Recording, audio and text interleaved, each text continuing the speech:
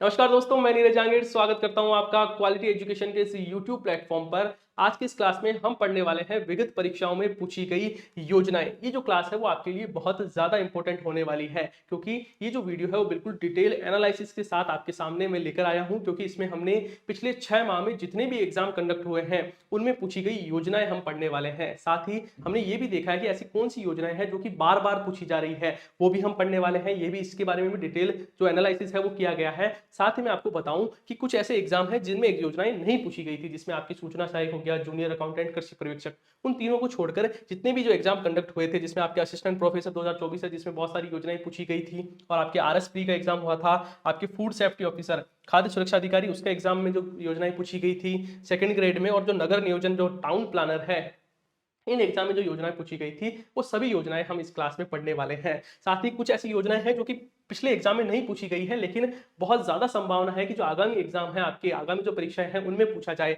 इसके बारे में हम बात करने वाले हैं, जिसमें आपकी विकसित भारत संकल्प यात्रा है, ये पढ़ने वाले हैं। लखपति दीदी सम्मेलन, देखो अभी भी मैं बात करूं कल की 14 फरवरी की, तो एक जो आपके बेणेश्वर धाम है वहां पर भी अभी आए हुए हैं अपने राष्ट्रपति है जो द्रौपदी मुर्मू जी, और ये वहां पर भी एक सम्मेलन चल रहा है, तो हो सकता है इससे भी आपके क्वेश्चन पूछा जाए, तो ये भी हम पढ़ने वाले हैं। प्रधानमंत्री विश्वकर्मा योजना है, ये भी इंपॉर्टेंट है, चर्चा में है, ये पढ़ने वाले हैं। साथ ही हम जो बाह्य सहायतित योजनाएं हैं जो आपके आर्थिक समीक्षा में दी गई है, जो 10 योजनाएं, ये भी हम पढ़ने वाले हैं। तो इन सभी को हम आज डिटेल से पढ़ने वाले हैं, तो आपको वीडियो को लास्ट तक देखना है। अब मैं बात करूं कौन कौन सी ऐसी योजनाएं हैं जो कि पूछी गई थी एग्जाम में, तो देखो सबसे पहले आती है राजस्थान अटल भूजल योजना। ये पूछी गई थी आपके आरएस प्री के एग्जाम में। आरएस प्री का एग्जाम हुआ था, आपको पता है, 1 अक्टूबर को, उसमें ये योजना पूछी गई थी। और फिर यही योजना वापस पूछी गई आपके असिस्टेंट प्रोफेसर का जो एग्जाम हुआ था 7 जनवरी को, उसमें ये योजना वापस पूछी गई थी। तो हमें राजस्थान जो अटल भूजल योजना है इसको अच्छे से पढ़ना है। फिर देखो है मुख्यमंत्री विशेष योग्यजन स्वरोजगार योजना, जो कि असिस्टेंट प्रोफेसर में पूछी गई थी। स्टैंड अप इंडिया योजना, स्टार्स योजना, और Rajiv Gandhi scholarship for academic excellence योजना, ये आपकी असिस्टेंट प्रोफेसर के एग्जाम में पूछी गई थी। तो इनके बारे में हम डिटेल से डिस्कशन करने वाले हैं। साथ ही देखो चिरंजीवी स्वास्थ्य बीमा योजना, ये भी देखो आपके टाउन प्लानर में भी पूछी गई थी, और जो सेकंड ग्रेड का एग्जाम हुआ था उसमें भी ये जो आपके चिरंजीवी स्वास्थ्य बीमा योजना है ये पूछी गई थी। साथ ही ये चर्चा में भी है, क्योंकि ये बात कही जा रही है कि इसे आयुष्मान भारत कार्यक्रम में शामिल किया जाएगा, तो ये वापस बहुत ज्यादा इंपॉर्टेंट हो जाती है। फिर देखो आगे है डॉक्टर भीमराव अंबेडकर दलित आदिवासी उद्यमी प्रोत्साहन योजना, जो कि टाउन प्लानर में पूछी गई थी। मुख्यमंत्री एकल नारी सम्मान पेंशन योजना, जो आपके फूड सेफ्टी ऑफिसर है उसमें ये पूछी गई थी। मुख्यमंत्री कामधेनु पशु बीमा योजना, मुख्यमंत्री लघु उद्योग प्रोत्साहन योजना, इंदिरा महिला शक्ति उड़ान योजना, मुख्यमंत्री वृद्धावस्था सम्मान पेंशन योजना, और प्रधानमंत्री मातृ वंदना योजना। तो ये 15 योजना हम आज की इस क्लास में पढ़ेंगे। साथ ही मैंने जैसे शुरू में बताया था, ये जो 4 योजना है इनके बारे में भी हम डिस्कशन करने वाले हैं। तो देखो क्लास थोड़ी सी लंबी होगी, लेकिन बहुत ज्यादा इंटरेस्टिंग है, बहुत ज्यादा आपके लिए यूजफुल रहने वाली है। इसकी मैं आपको गारंटी देता हूं कि ये जो आप टाइम दे रहे हो ये आपके लिए बहुत ही ज्यादा मतलब फ्रूटफुल रहेगा। तो देखो स्टार्ट करें क्लास को। सबसे पहले हम बात करते हैं मुख्यमंत्री चिरंजीवी स्वास्थ्य बीमा योजना। ये अभी चर्चा में क्यों है, क्योंकि जो आयुष्मान भारत कार्यक्रम है, सरकार ने कहा है कि इसे आयुष्मान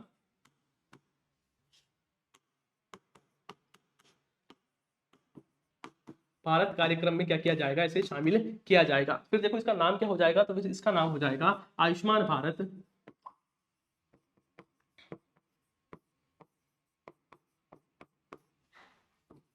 मुख्यमंत्री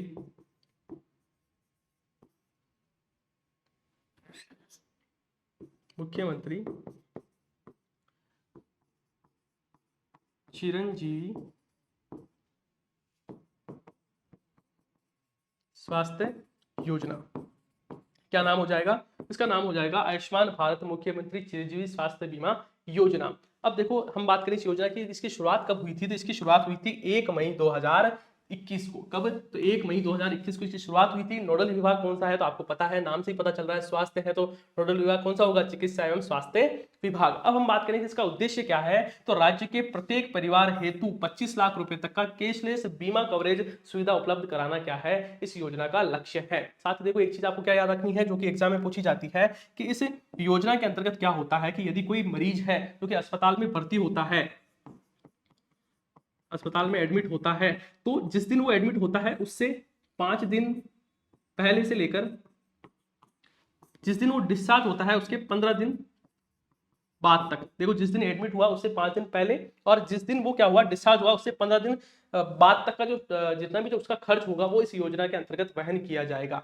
समझिए क्या बात को कि कोई मरीज है वो अस्पताल में एडमिट होने से 5 दिन पहले से लेकर 15 दिन बाद तक जितना भी जो उसका खर्चा होगा वो इस योजना के अंतर्गत वहन किया जाएगा। तो ये बात आपको अच्छे से समझनी है। फिर देखो आगे बात करें, आगे देखो ये लिखा हुआ कि अस्पताल में भर्ती होने के 5 दिन पहले और डिस्चार्ज होने के 15 दिन बाद तक चिकित्सा संबंधी खर्च इस योजना के अंतर्गत उठाया जाएगा। फिर देखो आगे लिखा हुआ है इस योजना के अंतर्गत विभिन्न बीमारियों के कितने तो 1798 प्रकार के जो पैकेज है वो इसमें उपलब्ध है। अब हम बात करें कि इस योजना के अंतर्गत लाभ किस किस को मिलेगा। तो देखो राष्ट्रीय खाद्य सुरक्षा अधिनियम 2013 और सामाजिक आर्थिक जनगणना 2011 के लाभार्थियों को पंजीकरण करवाने की आवश्यकता नहीं रहेगी, उन्हें सीधा ही इसका लाभ मिलना प्रारंभ हो जाएगा। फिर देखो लघु व सीमांत कृषक संविदा कर्मी और आपकी जो एसआई परिवार है, ईडब्ल्यूएस परिवार है, उनको इसका लाभ मिलेगा। साथ ही देखो अगस्त 2023 से 8 लाख रुपए से कम आय वालों, मतलब जो ऐसे कोई परिवार जिनका सभी स्रोतों से जो वार्षिक आय है वो 8 लाख रुपए से कम है, उनको प्रीमियम राशि जो कि 850 रुपए है वो नहीं देनी होगी। फिर देखो आगे बात करें, आगे देखो योजना के तहत सरकारी व पंजीकृत निजी चिकित्सालयों के माध्यम से 10 लाख रुपए तक का इलाज दिया जा रहा था, लेकिन बजट 2023-24 में ये राशि 10 लाख से बढ़ाकर कितनी कर दी है, 25 लाख रुपए कर दी है। देखो इसके बारे में हम थोड़े से डिटेल से बात करें तो जब इस योजना की शुरुआत हुई थी तब इसमें 5 लाख रुपए दिए जा रहे थे, मतलब 5 लाख रुपए का बीमा उपलब्ध करवाया जा रहा था प्रति परिवार। कितना, 5 लाख रुपए का। फिर देखो बजट 2022-23 में क्या किया गया, जब बजट 2022-23 आया तब इस राशि को बढ़ाकर कितना कर दिया गया था, 10 लाख रुपए कर दिया गया था। कितना, 10 लाख रुपए कर दिया गया था। और ये कब लागू हुआ, तो ये हुआ आपके 1 अप्रैल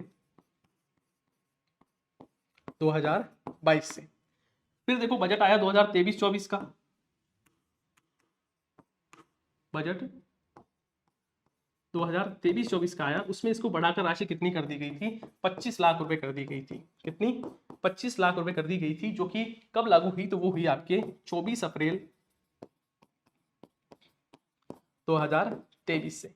तो ये चीजें आपको याद रखनी है, इससे एग्जाम में क्वेश्चन बन सकता है कि शुरू में कितने था, तो 5 लाख रुपए का बीमा उपलब्ध करवाया जा रहा था। फिर बजट किसका आया, तो बजट 2022-23 आया, उसके बाद में इसकी राशि कितनी कर दी गई, तो 10 लाख रुपए का बीमा कर दिया गया। फिर जो बजट 2023-24 आया उसमें क्या कर दिया गया, इसकी राशि बढ़ाकर कितनी कर दी गई, 25 लाख रुपए कर दी गई। तो ये चीजें आपको सारी याद रखनी है। फिर देखो आगे बात करें अपन, आगे देखो ये क्वेश्चन की बात करते हैं जो कि क्वेश्चन एग्जाम में पूछा गया है। ये आपके जो सेकंड ग्रेड का एग्जाम हुआ था, सेकंड ग्रेड का जो एग्जाम हुआ था उसमें ये क्वेश्चन पूछा गया था। तो हम क्या करेंगे, पहले योजना पढ़ेंगे, फिर जो क्वेश्चन आया था उसके बारे में हम डिस्कशन करने वाले हैं। तो देखो क्या लिखा हुआ है, आप खुद भी जवाब दे सकते हो। जो आप क्या करोगे, वीडियो को पॉज करो, खुद से कोशिश करो, पढ़ो और इसका जवाब देने की कोशिश करो, क्योंकि आपने योजना पढ़ ली है। अब देखो हम बात करें मुख्यमंत्री चिरंजीवी स्वास्थ्य बीमा योजना के संबंध में कौन सा कथन क्या है, गलत है, गलत कथन है, हमें ये बताना है। तो देखो पहले लिखा हुआ है कि इस योजना की शुरुआत कब हुई, 1 मई 2021 को हुई थी, तो ये कथन बिल्कुल सही है। फिर लिखा हुआ है प्रत्येक परिवार को 25 लाख का स्वास्थ्य बीमा उपलब्ध कराया जाता है, तो ये भी बिल्कुल सही है। फिर लिखा हुआ 1 मई 2022 से पहले स्वास्थ्य बीमा राशि 5 लाख रुपए थी, तो ये भी बिल्कुल सही है। फिर लिखा हुआ है कि इस योजना में पात्र परिवारों को 1998 पैकेज उपलब्ध है। देखो ये गलत हो जाता है, क्योंकि हमने अभी भी पढ़ा कितना, 1798 क्या है, पैकेज है, तो ये बिल्कुल गलत हो जाता है। हमें गलत कथन बताना था, तो ये क्या है, बिल्कुल गलत है। और वैसे ऑप्शन की बात करूं तो ऑप्शन नंबर जो 4 है वो आपने बिल्कुल सही हो जाता है। फिर देखो आगे बात करें, आगे एक और क्वेश्चन है जो पूछा गया है, लिखा हुआ वर्ष 2023-24 के लिए राजस्थान की बजट घोषणा के अनुसार चिरंजीवी बीमा योजना के तहत स्वास्थ्य बीमा कवरेज को 10 लाख से बढ़ाकर कितने रुपए प्रति परिवार कर दिया गया है। तो ये देखो ये टाउन प्लानर में आपसे क्वेश्चन पूछा गया था, इसमें आपका अभी भी हमने पढ़ा है कितना कर दिया है, 25 लाख रुपए कर दिया गया है। तो यहाँ तक आपकी ये जो चिरंजीवी स्वास्थ्य बीमा योजना है ये आपकी कंप्लीट हो जाती है। अब देखो नेक्स्ट योजना की तरफ हम बढ़े। नेक्स्ट है आपके आईएम शक्ति उड़ान योजना। आईएम शक्ति उड़ान योजना की मैं भारत में बात करूं तो ये योजना का लोकार्पण कब किया गया था, तो 19 दिसंबर 2021 को। कब, 19 दिसंबर 2021 को। नोडल विभाग कौन सा है, तो निर्देशालय महिला अधिकारिता क्या है, इसका नोडल विभाग है। फिर देखो आगे लिखा हुआ है उद्देश्य क्या है, तो महिलाओं में महामारी संबंधी जागरूकता पैदा करना और सैनिटरी नैपकिन के प्रयोग हेतु क्या करना, उन्हें प्रोत्साहित करना। तो देखो ये 2 चीजें आपको याद रखनी है कि जो आईएम शक्ति इंदिरा महिला शक्ति उड़ान योजना है उसका उद्देश्य क्या है। पहली बात तो कि महामारी संबंधी जागरूकता पैदा करना, और दूसरा क्या है कि जो सैनिटरी नैपकिन है उसके प्रयोग हेतु प्रोत्साहित करना। फिर देखो लाभार्थी कौन है, तो 10 से 45 वर्ष की जो महिलाएं और जो आपके बालिकाएं हैं वो क्या है इसमें लाभार्थी है। प्रावधान क्या किया गया है इस योजना के अंतर्गत, तो देखो प्रत्येक लाभार्थी को प्रति माह 12 क्या करने हैं, सैनिटरी नैपकिन को निःशुल्क उपलब्ध करवाना है। फिर देखो आगे बात करें अपन, आगे आपके ये क्वेश्चन आ जाता है, ये क्वेश्चन आपके आरएस प्री में पूछा गया था, इसके बारे में बात करूं, लिखा हुआ निम्नलिखित में से कौन सा विकल्प इंदिरा महिला शक्ति उड़ान योजना का एक प्रमुख उद्देश्य बताता है। महिला स्वयं सहायता समूह को सशक्त बनाना, मासिक धर्म स्वस्थ एवं स्वच्छता प्रबंधन के बारे में जागरूक पैदा करना, महिलाओं को व्यावसायिक प्रशिक्षण देना, या बालिकाओं को की शिक्षा की स्थिति में सुधार करना। तो देखो इसमें राइट ऑप्शन हो जाता है आपके ऑप्शन नंबर 2 है जो वो बिल्कुल राइट है, हमने अभी भी पढ़ा है। तो 2 जो ऑप्शन है कि मासिक धर्म स्वास्थ्य एवं स्वच्छता प्रबंधन के बारे में जागरूक पैदा करना इसका प्रमुख क्या है, उद्देश्य है। तो फिर देखो आगे देखें, आगे आती है आपके मुख्यमंत्री लघु उद्योग प्रोत्साहन योजना। अब देखो इसके बारे में बात करूं, इसकी शुरुआत कब हुई थी, इसकी शुरुआत हुई थी 31 दिसंबर 2019 को। उद्देश्य क्या है कि लघु उद्योगों को वित्तीय संस्थानों के माध्यम से 10 करोड़ रुपए तक का ऋण उपलब्ध करवाना क्या है, इसका उद्देश्य है। तो ये चीज आपको ध्यान रखनी है। फिर मैं बात करूं इसमें प्रावधान क्या क्या किए गए हैं, तो देखो इसमें आपको ये चीज बिल्कुल अच्छे से याद होनी चाहिए कि जो 25 लाख रुपए तक तो कितना अनुदान दिया जा रहा है, मतलब 25 लाख रुपए का जब ऋण दिया जाएगा तो 8% सरकार के द्वारा क्या दिया जाएगा, अनुदान दिया जाएगा। कहां तक, 25 लाख रुपए तक। फिर देखो 25 लाख से, यहाँ पर लाख लिख दो आप, 25 लाख रुपए से लेकर 25 लाख से अधिक तथा 5 करोड़ रुपए तक कितना अनुदान मिलेगा, तो 6% का अनुदान मिलेगा। वही मैं बात करूं 5 करोड़ से अधिक तथा 10 करोड़ रुपए से कम के बारे में बात करूं तो वहां पर कितना अनुदान मिलेगा, तो वहां मिलेगा 5% का अनुदान।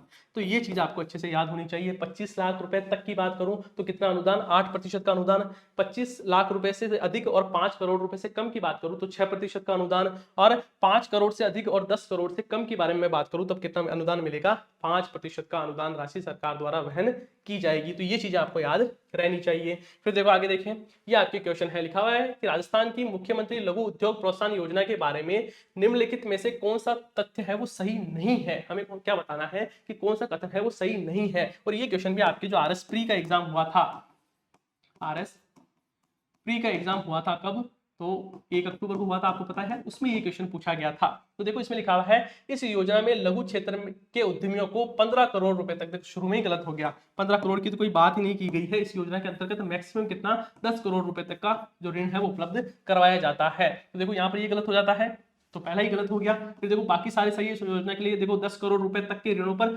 5% का अनुदान राशि दी जाती है। इस योजना में लघु उद्योग को देखो यहाँ पर लिखा 5 करोड़ रुपए के ऋण पर 6% का ब्याज अनुदान दिया जाता है और 25 लाख तक के ऋणों पर 8% का क्या दिया जाता है, ब्याज अनुदान दिया जाता है। तो ये बाकी सारे कथन सत्य हो जाते हैं। गलत कौन सा है, तो इसमें गलत है आपके, और हमें गलत ही बताना है। देखो सही नहीं है, तो ऑप्शन ए है वो अपने बिल्कुल सही हो जाता है। फिर देखो आगे बात करें अपन, आगे है आपके मुख्यमंत्री विशेष योग्यजन स्वरोजगार योजना। इसके बारे में बात करूं तो ये जो योजना है इसकी घोषणा कब की गई थी, तो इसकी घोषणा की गई थी बजट 2013-14 में। और इसका विभाग कौन सा है, तो विभाग है सामाजिक न्याय एवं आधिकारिकता विभाग।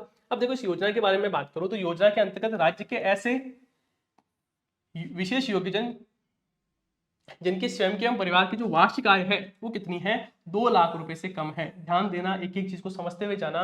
जब मैं बात कर रहा हूं आपके मुख्यमंत्री विशेष योग्यजन स्वरोजगार योजना की, तो इसमें क्या है कि कोई व्यक्ति है जो कि क्या है, विशेष योग्यजन है, जिनकी परिवार की सभी स्रोतों से जो आय है वो कितनी होनी चाहिए, 2 लाख रुपए तक होनी चाहिए। तब वह स्वरोजगार प्रारंभ करने के लिए सरकार क्या देगी, 5 लाख रुपए ऋण राशि देगी।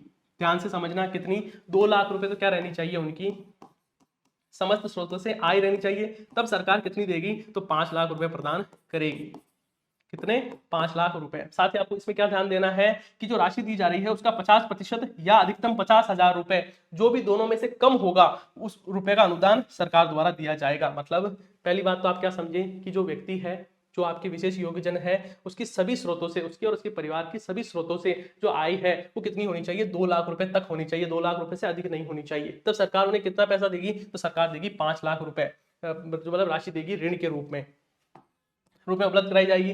अब देखो यहाँ पर क्या होगा कि जो इसका 50% या अधिकतम 50,000 रुपए जो भी कम होगा उसे अनुदान के रूप में सरकार द्वारा दिया जाएगा। तो ये यहाँ तक की चीजें आपको सारी समझ आ गई होगी। फिर देखो हम बात करें आगे की योजना का लाभ प्राप्त करने की पात्रता क्या क्या है। तो देखो, आवेदक निःशक्त व्यक्ति अधिनियम 1995 के प्रावधानों के अनुसार विशेष योग्यजन होना चाहिए, जिसकी विकलांगता का प्रतिशत कितना हो, 40% या उससे अधिक होना चाहिए। मतलब जो व्यक्ति है वो क्या होना चाहिए, उसकी जो विकलांगता है वो 40% से अधिक होनी चाहिए। फिर देखो, व्यक्ति हो राजस्थान का मूल निवासी हो और उसकी जो एज है वो कितनी हो, 18 वर्ष और से अधिक हो और कितनी हो, 55 वर्ष तक हो। तो देखो फिर आगे बात करें, आगे हम बात करें आवेदन के परिवार की समस्त स्रोतों से वार्षिक आय कितनी हो, 2 लाख रुपए से अधिक ना हो। तो ये भी हमने देख लिया था कि जो समस्त स्रोतों से आय कितनी होनी चाहिए, 2 लाख रुपए से कम। आवेदक द्वारा पूर्व में कियोस योजना अथवा अन्य, मतलब किसी जो आवेदक कर रहा है वो उसको किसी अन्य योजना का लाभ प्राप्त नहीं होना चाहिए, तभी इस योजना का लाभ उसे मिलेगा।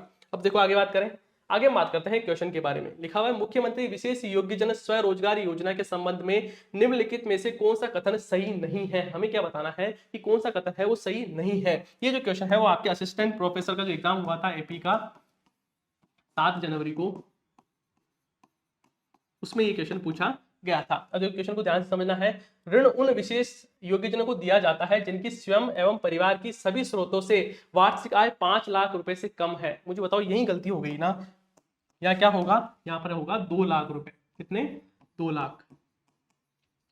कथन सही नहीं है तो ये तो बिल्कुल गलत हो जाता है। फिर आगे लिखा हुआ है, इस योजना अंतर्गत वर्ष 2022-23 में दिसंबर 2022 तक 250.14 लाख व्यय किए गए हैं, मतलब इतने रुपए व्यय किए गए हैं। इस योजना अंतर्गत वर्ष 2022-23 से 498 व्यक्ति लाभान्वित हुए हैं। तो ये भी बिल्कुल सत्य है। इस योजना में विशेष योग्यजन को 5 लाख तक का ऋण दिया जाता है। तो ये कथन भी सत्य है। मतलब मैं बात करूं तो देखो, ये भी इसमें सही है, ये भी सही है, ये भी सही है। गलत कौन सा हो जाता है, ए है वो गलत हो जाता है। हमसे पूछा ही कौन सा है कि गलत कौन सा है, तो राइट ऑप्शन कौन सा हो गया, ऑप्शन नंबर 1 है वो क्या है, बिल्कुल राइट है। फिर देखो आगे बात करें, आगे है आपके मुख्यमंत्री वृद्धावस्था सम्मान पेंशन योजना। अब इसके बारे में बात करूं तो इसका नोडल विभाग कौन सा है, तो नोडल विभाग है सामाजिक न्याय एवं आधिकारिकता विभाग। पात्रता की बात करूं तो वो राजस्थान का मूल निवासी होना चाहिए और उसकी जो आयु है वो 55 वर्ष या उससे अधिक होनी चाहिए, क्योंकि योजना का नाम क्या है, मुख्यमंत्री वृद्धावस्था सम्मान पेंशन योजना। तो वो क्या होना चाहिए, वृद्ध होना चाहिए। वृद्ध का मतलब क्या है, उसकी जो उम्र है वो 55 वर्ष से क्या होनी चाहिए, अधिक होनी चाहिए। साथ ही देखो, उसकी जो आय सीमा है समस्त स्रोतों से उसकी आय कितनी होनी चाहिए, 48,000 रुपए से कम होनी चाहिए। ये बात भी ध्यान रखना कि समस्त स्रोतों से उसकी आय है वो 48,000 रुपए से कम होनी चाहिए। फिर देखो हम बात करें इसमें क्या क्या प्रावधान किए गए हैं, कि इसमें देखो 55 से 75 वर्ष की कोई महिलाएं हैं उनको कितने रुपए दिए जाते हैं, 1,000 रुपए दिए जाते हैं पेंशन के रूप में। पहले कितने थे, पहले 750 रुपए थे, लेकिन जो बजट आया 2023-24 का, उसमें बढ़ाकर कितना कर दिया है, आपके 1,000 रुपए राशि कर दी गई है। फिर देखो 58 से 75 वर्ष के जो पुरुष हैं उनको भी 1,000 रुपए दिए जाएंगे, और 75 वर्ष से अधिक के पुरुष व महिलाएं हैं उन्हें भी कितना दिया जाएगा, 1,000 रुपए की राशि दी जाएगी। तो ये सारी चीजें आपको पता रहनी चाहिए। साथ ही देखो, जो आपके बीपीएल, अंत्योदय, आस्था कार्डधारी परिवार है, सहरिया है, कथोड़ी है, खेरवा जाति के जो व्यक्ति है उनको आय संबंधी शर्त में छूट होगी। मतलब जो आय के बारे में शुरू में बताया था कि जो समस्त स्रोतों से कितनी होनी चाहिए, 48,000 रुपए होनी चाहिए आय, तो वो इनको जो ये जो लोग हैं उनको सबको क्या है, इसमें छूट दी गई है। और साथ ही देखो, बजट 2023-24 के तहत 75 वर्ष से कम वाले सभी पेंशन धारकों की राशि को कितना कर दिया गया है, 1,000 रुपए कर दी गई है। तो देखो यहां तक आपकी मुख्यमंत्री वृद्धावस्था सम्मान पेंशन योजना समझ में आ गई होगी। अब हम बढ़ते हैं क्वेश्चन की तरफ। क्वेश्चन क्या लिखा हुआ, राजस्थान में मुख्यमंत्री वृद्धावस्था सम्मान पेंशन योजना के अंतर्गत 55 वर्ष और उससे अधिक आयु की महिलाओं और 58 वर्ष और उससे अधिक आयु के पुरुष पेंशन प्राप्त करते हैं। कितनी पेंशन प्राप्त करते हैं, तो बिल्कुल इजी है, कितना, 75 वर्ष की आयु तक के 1,000 रुपए तक की आयु क्या करते हैं, पेंशन प्राप्त करते हैं। तो ये भी क्वेश्चन है वो आपके असिस्टेंट प्रोफेसर के एग्जाम में पूछा गया था। फिर देखो आगे बात करें, आगे बात करते हैं मुख्यमंत्री एकल नारी सम्मान पेंशन योजना की। इसके बारे में बात करूं, इसकी शुरुआत कब हुई, तो इसकी शुरुआत हुई थी 1 जून 1974 को। और विभाग कौन सा है, तो विभाग है हमारे सामाजिक न्याय एवं आधिकारिकता विभाग। और हम बात करें पात्रता की, तो आयु सीमा कितनी होनी चाहिए, न्यूनतम होनी चाहिए आपके 18 वर्ष। फिर देखो, राजस्थान का मूल निवासी हो, और इसमें बात करें जो समस्त स्रोतों से मैं आय के बारे में बात करूं तो आय कितनी होनी चाहिए, वही 48,000 रुपए। कितनी, 48,000 रुपए समस्त मतलब स्रोतों से उनकी आय रहनी चाहिए या इससे कम होनी चाहिए। फिर देखो इसमें कौन कौन शामिल है, तो इसमें विधवा शामिल है, परित्यक्ता शामिल है, तलाकशुदा महिला शामिल है। अब देखो परित्यक्ता क्या होता है कि जिसके पति ने महिला को छोड़ दिया है लेकिन अभी तक क्या हुआ है, डाइवोर्स नहीं हुआ है, क्योंकि डाइवोर्स होते ही तो किस में आ जाएगी, तलाकशुदा में हो जाएगी। तो ये कितना आता है, परित्यक्ता, वो भी इसमें शामिल किया गया है। फिर देखो आगे बात करें, आगे देखो बीपीएल, अंत्योदय, आस्था कार्डधारी परिवार, सहरिया, कथोड़ी, खेरवा जाति और HIV एड्स पॉजिटिव तथा राजस्थान एड्स कंट्रोल सोसाइटी में पंजीकृत कोई विधवा महिला है वो परित्यक्ता, तलाकशुदा महिला को आय संबंधी छूट है। आय संबंधी छूट का मतलब क्या है, पहले जो मैंने आपको 48,000 रुपए की राशि बताई थी, इनमें क्या किया गया है, ये जो महिला है उनको इसमें भी छूट दी गई है। अब मैं बात करूं कि इनको कितनी पेंशन दी जाएगी, तो देखो इसमें 18 से 55 वर्ष की कोई महिला है उन्हें 1,000 रुपए, 55 से 60 पे 1,000 रुपए, 60 से 75 पर 1,000 रुपए और 75 वर्ष से अधिक की कोई महिला है तो उन्हें कितना रुपए दिए जाएंगे, 1,500 रुपए दिए जाएंगे। बस इतना याद रख लेना कि 75 वर्ष से अधिक है तो उन्हें 1,500 रुपए दिए जाएंगे, बाकी सबको क्या दिए जाएंगे, 1,000 रुपए दिए जाएंगे। फिर देखो आगे बात करें अपन, आगे देखो ये क्वेश्चन आ जाता है कि हाल ही में राजस्थान सरकार ने एकल नारी सम्मान पेंशन की राशि बढ़ाई है।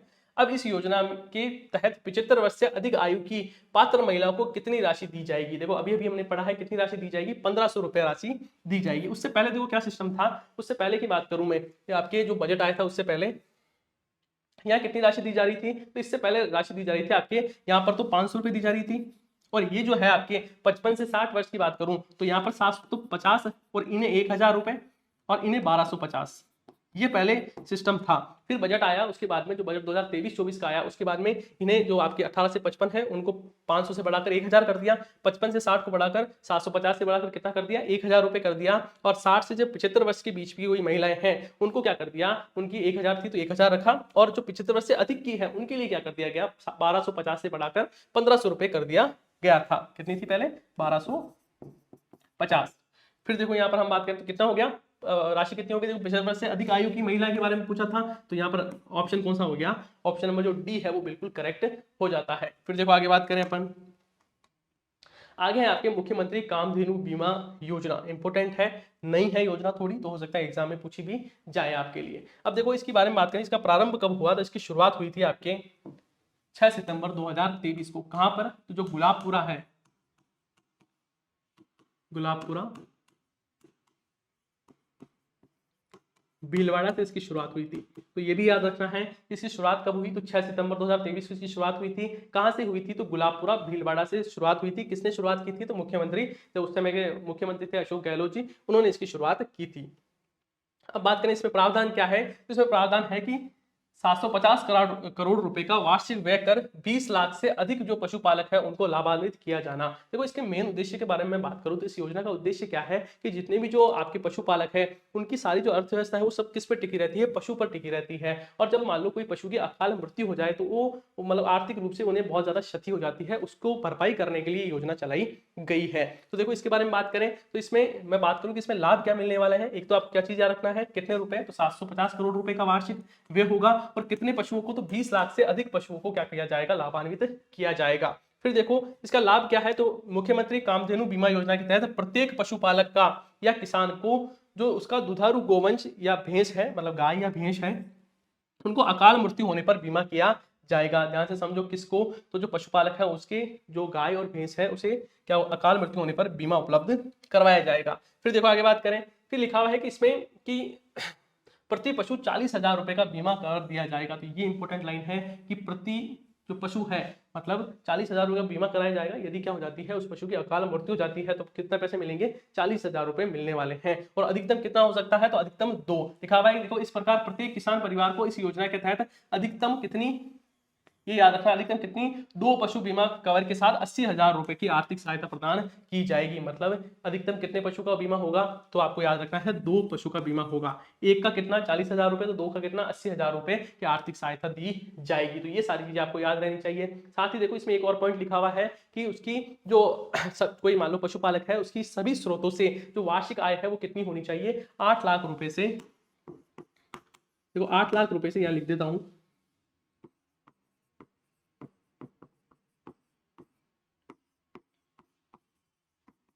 आय समस्त स्रोतों से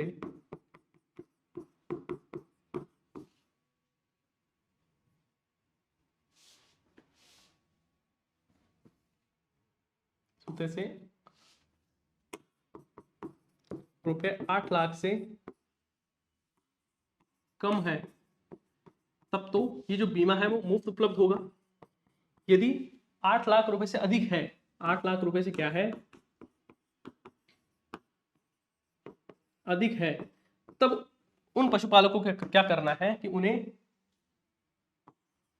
200 रुपए की क्या देनी है, प्रीमियम राशि प्रदान करनी है। अब ये चीज आपको अच्छे से याद रखना है। पहली चीज तो क्या कि जिनकी आय क्या है 8 लाख रुपए से कम है उन तो मुफ्त में बीमा करवाया जाएगा, और कुछ ऐसे पशुपालक है जिनकी जो वार्षिक आय है सभी स्रोतों से मिलाकर वो 8 लाख से अधिक है, तो उन्हें क्या करना है 200 रुपए प्रीमियम राशि का भुगतान करके ये बीमा वो करवा सकते हैं। अब देखो क्वेश्चन की तरफ बढ़े। ये है आपके जो कि सेकंड ग्रेड में क्वेश्चन पूछा गया था। लिखा हुआ मुख्यमंत्री कामधेनु पशु बीमा योजना 2023 के बारे में निम्नलिखित में से कौन सा कथन सही नहीं है। इस योजना से 20 लाख से अधिक पशुपालकों को लाभ होने की अपेक्षा की जा रही है, तो बिल्कुल सही बात है, हमने अभी भी पढ़ा है। देखो यहाँ पर हमने क्या देखा कि देखो 20 लाख से अधिक के पशुपालकों को लाभान्वित किया जाएगा। आगे लिखा है राज्य में वर्ष 2023-24 के लिए बजट में इस योजना का व्यय करने पर कितने 750 करोड़ का प्रावधान किया गया है, तो ये कथन भी बिल्कुल सही है। फिर लिखा हुआ है इस योजना के तहत प्रत्येक पशु के बीमा की सीमा अधिकतम कितनी होगी, 40,000 रुपए होगी। मतलब ये 2 पशु पर 80,000 रुपए मिलेंगे, एक पर कितने 40,000 रुपए का बीमा होगा। फिर देखो आगे क्या लिखा हुआ है, एक पशुपालक जिसकी वार्षिक आय 8 लाख रुपए से अधिक है उसे इस योजना के तहत प्रत्येक पशु के लिए अधिकतम 500 प्रति वर्ष प्रीमियम देना होगा। तो देखो ये गलत हो जाता है, क्योंकि अभी अभी हमने क्या पढ़ा है कि प्रीमियम राशि कितनी देनी है, वार्षिक रूप से 200 रुपए देनी है। कितनी 200 रुपए प्रीमियम देकर वो क्या करवा सकते हैं, इस बीमा करवा सकते हैं। तो ये सारी चीजें आपको याद रखनी है। फिर देखो आगे बात करें, आगे है आपके अटल भूजल योजना जो कि इंपॉर्टेंट है, 2 बार एग्जाम में पूछी जा चुकी है। इसके बारे में बात करूं, इसको लागू कब किया गया था, तो इसे लागू किया गया था 1 अप्रैल 2020 को। तो डेट याद रखना है कब, 1 अप्रैल 2020 को। किसकी सहायता से चलाई जा रही है, तो भारत सरकार एवं विश्व बैंक की सहायता से चलाया जा रहा है। 50% राशि का भुगतान केंद्र सरकार कर रही है और 50% राशि का ही कौन कर रहा है, जो आपकी विश्व बैंक है वो इसका भुगतान कर रहा है।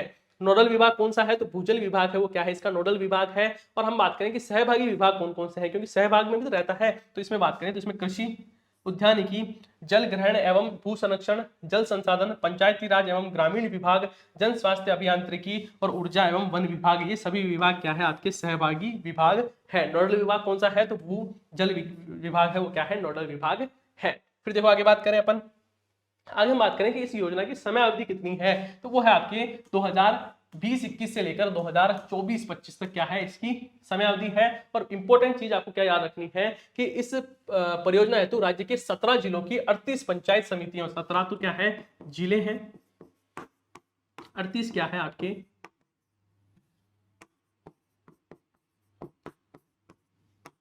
पंचायत समितियां हैं, और 1139 क्या है ग्राम पंचायत है। इनको आपको याद रखना है कि जो अटल भूजल योजना है वो कहां कहां पर चल रही है, तो सबसे ज्यादा इंपॉर्टेंट है कि आपको ये याद रखना है 17 जिलों में चल रही है। 17 जिलों की 38 पंचायत समितियों में कितनी, मैं साथ साथ बोलो, 17 जिलों की 38 पंचायत समितियों की ग्राम पंचायत कितनी है, तो 1139 ग्राम पंचायतों में ये योजना चल रही है।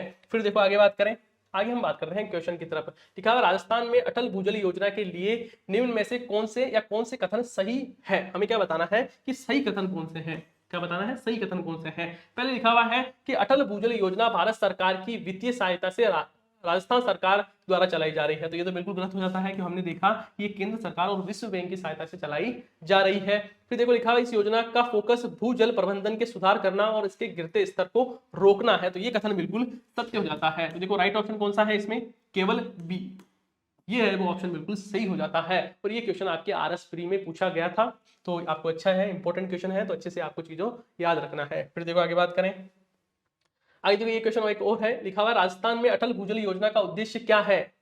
राजस्थान के ग्रामीण क्षेत्रों में सुरक्षित पेयजल उपलब्ध करवाना, राजस्थान में सिंचाई के लिए जल की उपलब्धता में वृद्धि करना, राजस्थान में इंदिरा नहर परियोजना में जल भराव और लवणता की समस्या का समाधान करना, और भूजल के बेहतर प्रबंधन के साथ साथ इसके घटते स्तर को रोकना। तो देखो इसमें राइट ऑप्शन कौन सा हो जाता है, ऑप्शन नंबर जो 4 है, ऑप्शन नंबर जो डी है वो इसमें बिल्कुल करेक्ट हो जाता है। और ये क्वेश्चन पूछा गया था आपके असिस्टेंट प्रोफेसर में, तो देखो ये आरएस में पूछा था और ये वापस असिस्टेंट प्रोफेसर में पूछा था, तो आप समझ सकते हो कि चीजें कितनी इंपॉर्टेंट है आपके लिए। फिर देखो आगे बात करें, आगे है आपके Rajiv Gandhi scholarship for academic excellence योजना। इस बार योजना के बारे में बात करूं तो इसकी घोषणा कब की गई थी, तो इसकी घोषणा की गई थी 20 अगस्त 2021 को। आरंभ कब हुई, तो 5 अक्टूबर 2021 को ये आरंभ हुई। और ये बात करूं ये आपके फ्लैगशिप योजना है उसमें शामिल है।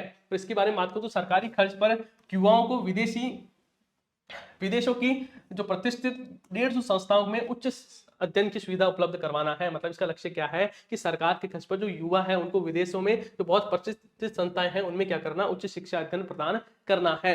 इसमें देखो लाभार्थी छात्र कितने हैं, तो 500 लाभार्थी छात्र हैं, और जो छात्राओं हैं उनको कितना आरक्षण मिलता है, तो इसमें 30% का आरक्षण मिलता है, और लॉटरी के आधार पर चयन बच्चों का किया जाता है। और वही मैं बात करूं कि पात्रता पहले क्या थी, तो पूर्व में पात्रता थी कि 8 लाख से कम वार्षिक आय वाले जो परिवार हैं उनके बच्चे जाएंगे। फिर देखो फिर वर्तमान में क्या कर दी गई, अगस्त 2022 में संशोधन करके कि 25 लाख तक की जो पारिवारिक आय वाले बच्चे हैं उनको क्या किया जाएगा, इसमें मौका मिलेगा और वो क्या कर सकते हैं, विदेश में जाकर एजुकेशन प्राप्त कर सकते हैं। अब देखो इसमें क्या प्रावधान किया गया है कि 8 लाख वार्षिक पारिवारिक आय तक के बच्चे की शिक्षा का जो 100% खर्च है, और अधिकतम कितना, अधिकतम है आपके 12 लाख रुपए, वो राज्य सरकार द्वारा वहन किया जाएगा। ध्यान से समझना क्या लिखा हुआ है कि 8 लाख वार्षिक आय किसी के परिवार के बच्चे हैं तो उसका जो 100% खर्च है, और वो अधिकतम कितना है, अधिकतम होगा 12 लाख तक राज्य सरकार वहन करेगी। वही मैं बात करूं 8 लाख से 25 लाख वार्षिक पारिवारिक आय वाले बच्चे हैं तो उनकी शिक्षा का जो 50% और अधिकतम कितना 10 लाख रुपए राज्य सरकार वहन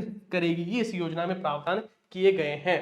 फिर देखो आगे बात करें, अब मैं बात करता हूं इस योजना से क्वेश्चन कौन सा पूछा गया था। तो इसमें देखो क्वेश्चन लिखा हुआ है कि Rajiv Gandhi scholarship for academic excellence योजना के बारे में निम्न में से कौन सा या कौन से कथन सही है। हमें क्या बताना है कि कथन कौन सा सही है। ये भी आपके असिस्टेंट प्रोफेसर में पूछा गया था, किसमें, एपी में ये क्वेश्चन पूछा गया था। तो देखो इसमें लिखा हुआ है इस योजना के तहत प्रति वर्ष 200, तो देखो यही गलत हो जाता है क्योंकि हमने क्या पढ़ा था, देखो यहाँ पर हमने पढ़ा था लाभान्वित छात्र कितने हैं, 500, तो ये गलत हो जाता है। फिर देखो लिखा हुआ है संपूर्ण शिक्षा शुल्क और अन्य खर्च राजस्थान सरकार द्वारा वहन किया जाता है, तो ये कथन बिल्कुल सही है। तो देखो राइट ऑप्शन कौन सा हो गया, केवल बी क्या है इसमें बिल्कुल करेक्ट है। तो ये चीज आपको पता रहनी चाहिए। फिर देखो आगे बात करें, आगे है डॉक्टर भीमराव अंबेडकर राजस्थान दलित आदिवासी उद्यम प्रोत्साहन योजना। अब देखो इससे पहले हमने मुख्यमंत्री उद्योग प्रोत्साहन योजना पढ़ी थी और सेम वैसी ही है ये आपके डॉक्टर भीमराव अंबेडकर राजस्थान दलित आदिवासी उद्यम प्रोत्साहन योजना। अब देखो इसके बारे में बात करें, इसकी अधिसूचना कब जारी हुई, तो 8 सितंबर 2022 को। और इसके उद्देश्य के बारे में बात करें तो लिखा हुआ है राज्य के गैर कृषि क्षेत्र, इसमें विनिर्माण, सेवा एवं व्यापार में, मतलब गैर कृषि के अलावा जो क्षेत्र है उनके बारे में, उनके विकास में अनुसूचित जाति एवं जनजाति वर्गों की प्रभावी भागीदारी सुनिश्चित करना इसका क्या है, उद्देश्य है। अब देखो इसमें क्या क्या किया जा रहा है, तो इसमें योजना में मैं बात करूं तो इसमें देखो 25 लाख रुपए तक तो 9% का अनुदान दिया जा रहा है। वही मैं देखो मैंने आपको बताया इससे पहले हमने एक जो मुख्यमंत्री उद्योग प्रोत्साहन योजना पढ़ी थी उसमें भी ये सेम चीज थी, लेकिन वहां पर इसमें क्या किया था, देखो मैं यहाँ लिख देता हूं,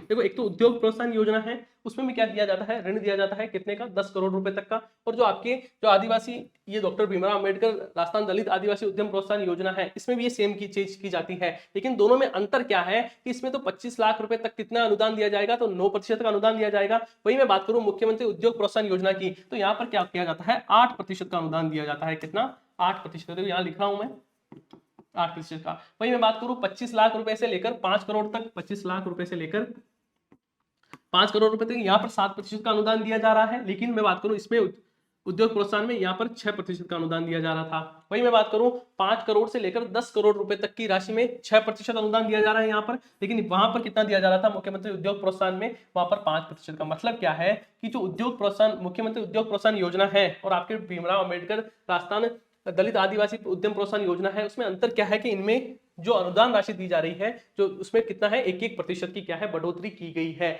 इस चीज को आपको ध्यान से समझना है, फिर आपका कॉन्सेप्ट बिल्कुल क्लियर हो जाएगा। फिर देखो आगे बात करें, अब देखो इसमें क्वेश्चन क्या पूछा गया था उसके बारे में बात करें। लिखा हुआ डॉक्टर भीमराव अंबेडकर दलित आदिवासी उद्यमी प्रोत्साहन योजना निम्नलिखित में से किस वर्ष तक लागू है जब तक कि भविष्य में कोई और अधिसूचना न दी जाए। तो इसके बारे में बात करूं तो ये है आपके 2027 तक ये योजना है वो क्या होने वाली है, लागू रहने वाली है। कब तक, 2027 तक। इंपोर्टेंट है, हो सकता है आगामी एग्जाम में भी इससे क्वेश्चन पूछे जाए तो आपको सारी चीजें अच्छे से याद करनी है। वही मैं बात करूं ये क्वेश्चन कहाँ पूछा गया था, तो ये आपके जो नगर नियोजन है टाउन प्लानर उसकी जो वैकेंसी थी जो कि जून 2023 में इसका एग्जाम हुआ था उसमें ये क्वेश्चन पूछा हुआ था।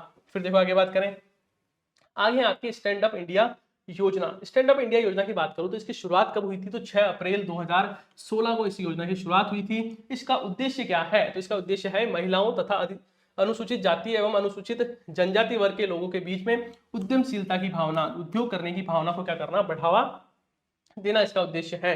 वहीं देखो विनिर्माण, सेवा या व्यापार क्षेत्र और कृषि से जुड़ी गतिविधियों से संबंधित ग्रीन फील्ड उद्यमों के लिए ऋण उपलब्ध करवाना भी इसका उद्देश्य है।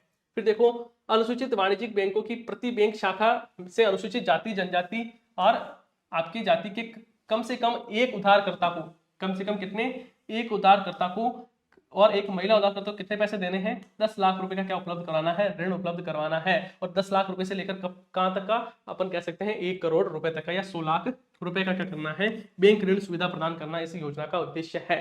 फिर देखो आगे, इस योजना को वर्ष 2025 तक बढ़ा दिया गया है। मतलब कब तक लागू रहेगी ये योजना, 2025 तक। ये समझ में आई क्या कि जो अनुसूचित आपकी जो वाणिज्य बैंक है उसकी प्रति जो बैंक शाखा है उसे क्या करना है, जो बैंक शाखा है उसे क्या करना है कि एक उधारकर्ता को और एक महिला जो उधार करता है उसे 10 लाख रुपए से लेकर 100 लाख मतलब 1 करोड़ रुपए का क्या करना है, बैंक ऋण की सुविधा प्रदान करनी है। ये आपको चीजें समझ में आ गई होगी। फिर देखो आगे बात करें इससे क्वेश्चन क्या बना था, तो इसके क्वेश्चन के बारे में बात करूं तो इससे क्वेश्चन आया था कि स्टैंड अप इंडिया योजना की परिकल्पना की गई है, लिखा हुआ है उद्यमियों को दीर्घकाल के लिए रियायती वित्त पोषण दिया जाए, अनुसूचित जाति, अनुसूचित जनजाति तथा महिला उद्यमियों को उद्यमशीलता को प्रोत्साहित किया जाए। तो देखो राइट ऑप्शन यही है, हमने अभी भी पढ़ा है किसमें क्या किया जाता है, जो महिला उद्यमी है उसको प्रोत्साहित किया जाता है। तो राइट ऑप्शन कौन सा हो गया है, ऑप्शन नंबर 2 है वो बिल्कुल राइट है। और ये भी आपके असिस्टेंट प्रोफेसर के एग्जाम में क्वेश्चन पूछा गया था। फिर देखो आगे बात करें, आगे है आपके स्टार्स योजना। स्टार्स योजना की बात करूं तो इसकी फुल फॉर्म क्या है, इस स्टार्स योजना की फुल फॉर्म है स्ट्रेंथनिंग टीचिंग लर्निंग एंड, यहां पर आएगा result,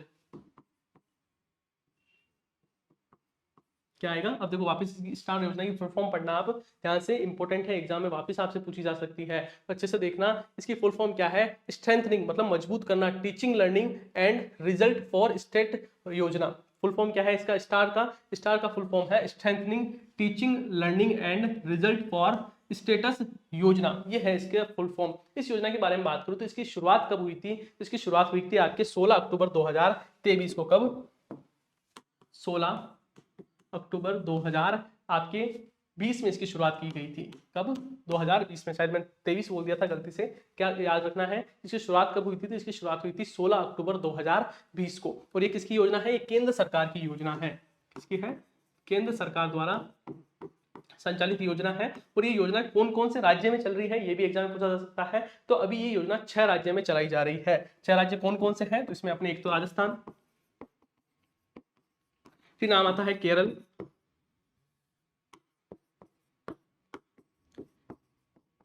Himachal Pradesh, Madhya Pradesh,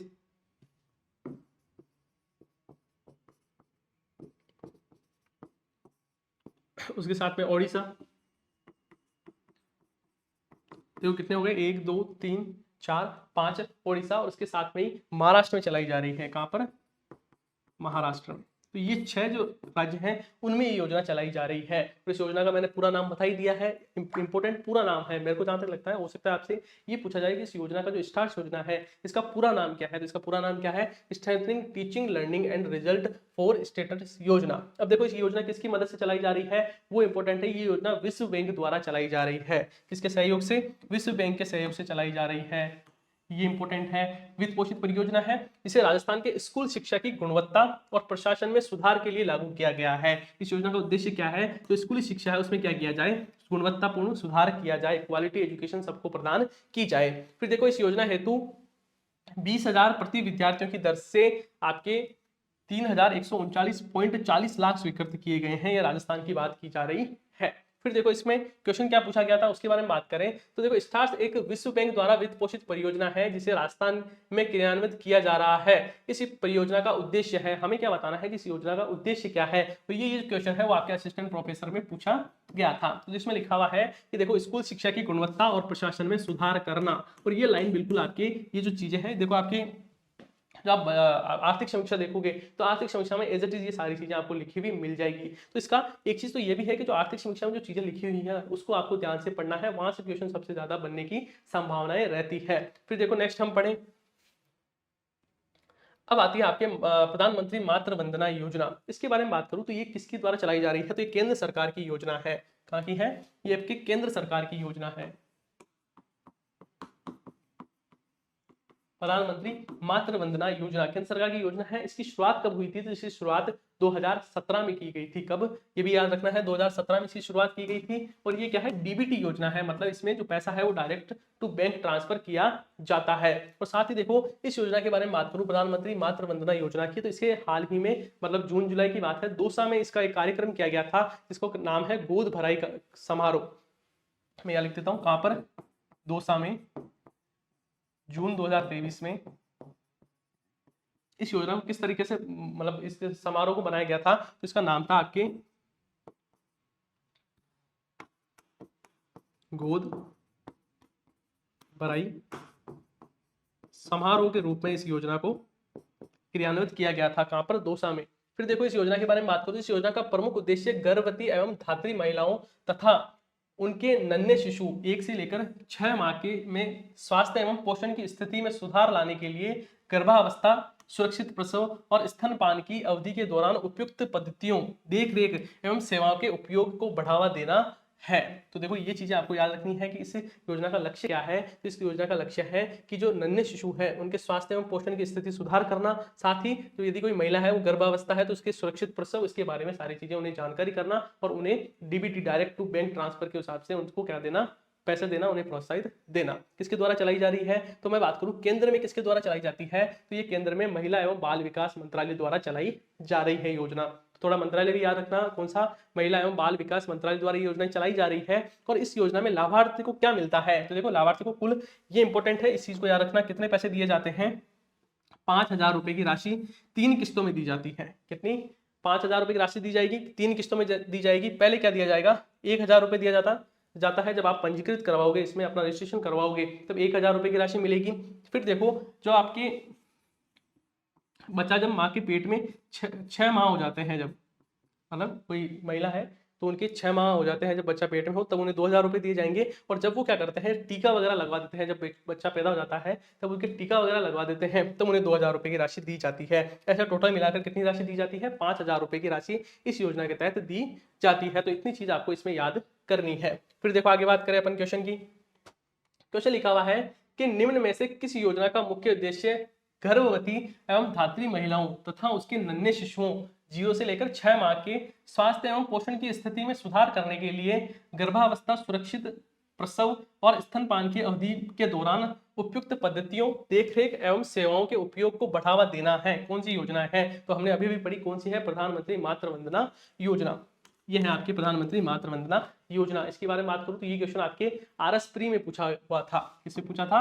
RS pre में पूछा हुआ था। अब देखो होता क्या है, नॉर्मली जो फ्लैगशिप योजनाएं हैं वो सारी आप लगभग पढ़ लेते हो, लेकिन कुछ योजनाएं ऐसी है जो फ्लैगशिप से हटकर है, वो एग्जाम में अधिकतर पूछी जाती है, तो उनको भी आपको अच्छे से पढ़ना है। फिर देखो आगे बात करें, आगे मैं बात करता हूं, यहां तक अपने जो 15 योजनाएं थी जो एग्जाम में पूछी हुई थी वो सारी हमने अभी तक पढ़ ली है। अब हम बात करते हैं कुछ ऐसी योजनाओं के बारे में जो कि बहुत ज्यादा इंपॉर्टेंट है, चर्चा में है, और हो सकता है कि आगामी जो एग्जाम है उनमें ये क्वेश्चन, इससे क्वेश्चन पूछा जाए, तो इनके बारे में हम बात करते हैं। सबसे पहले हम बात कर रहे हैं विकसित भारत संकल्प यात्रा। इस यात्रा के बारे में बात करूं तो ये केंद्र सरकार द्वारा चलाया जा रहा है। इसमें है क्या, मतलब इस यात्रा के अंतर्गत क्या किया जाता है, ये सबसे बड़ा महत्वपूर्ण बिंदु है।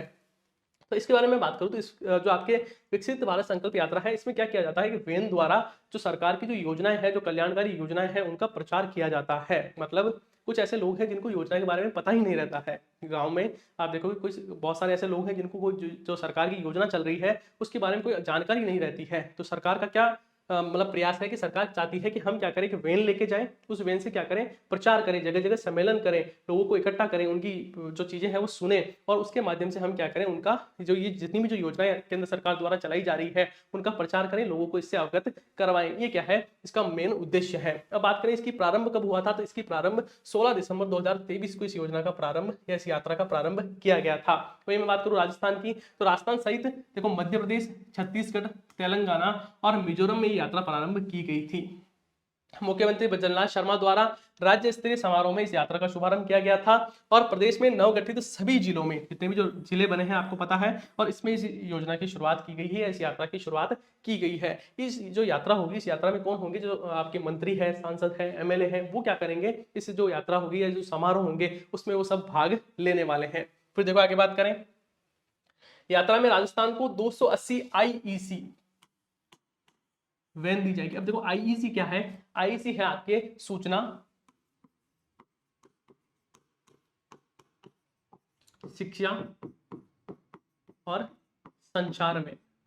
पूरा नाम क्या है, देखो आई मतलब आपके इंफॉर्मेशन एजुकेशन और कम्युनिकेशन वैन इसका नाम है। मतलब वैन मतलब वो बड़ी सी गाड़ी होती है, उसको ऐसा नाम दे दिया गया है कि इससे क्या होगा, हम क्या करेंगे, इससे सूचना एक दूसरे को प्रेषित करेंगे, शिक्षा एजुकेशन के स्तर को बढ़ाने का प्रयास करेंगे और संचार करेंगे, कम्युनिकेशन करेंगे, एक दूसरे से बातचीत करने का प्रावधान इसमें किया गया है। ऐसी कितनी वैन है राजस्थान में, तो 280 वैन है जो आपकी सूजस आई हुई थी। तो नवंबर महीने तक की जो सूजस थी, उस सूजस में ये सारी चीजें बताई गई है। तो यहाँ ये जो आंकड़ा है वो सूजस से लिया गया है। कहीं कहीं बात देखोगे तो 300 वैन बताई जा रही है, लेकिन हमें किस पे, जो सूजस आती है राजस्थान गवर्नमेंट की, तो वहां से हमें ऑथेंटिक चीज क्या है, 280 क्या है आईईसी वैन मिली है।